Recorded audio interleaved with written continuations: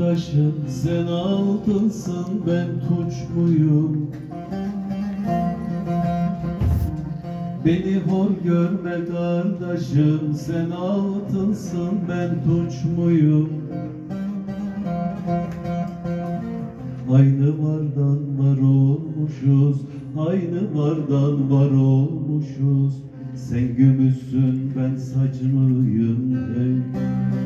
Aynı vardan var olmuşuz, aynı vardan var olmuşuz.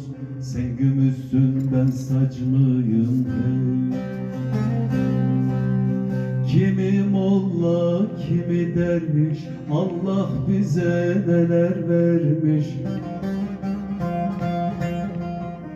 Kimi arı çiçek dermiş, kimi arı çiçek dermiş. Sen balsın da ben çeçliyim hey.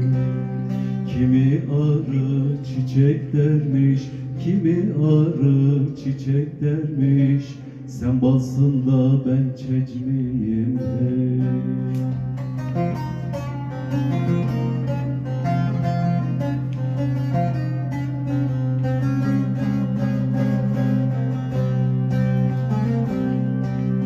Tabiata Veysel aşık, topraktan olduk kardeşim.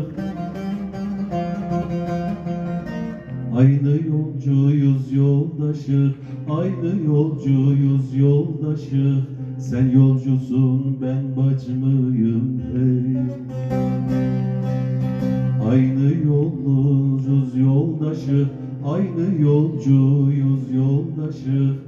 Sen yolcusun, ben bacımıyım.